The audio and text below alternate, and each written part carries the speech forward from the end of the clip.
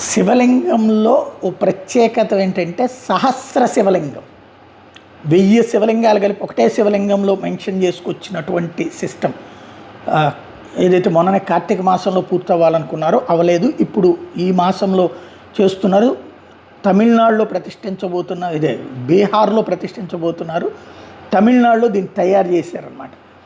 33 అడుగుల తో పాటుగా 210 టన్నుల బరువు, 33 అడుగుల పొడవు, 210 టన్నుల బరువు ఉన్నటువంటి ఈ సహస్ర శివలింగం వచ్చేటప్పటికి విరాట్ రామాయణ్ టెంపుల్ బీహార్లో ప్రతిష్ఠించబోతున్నారు.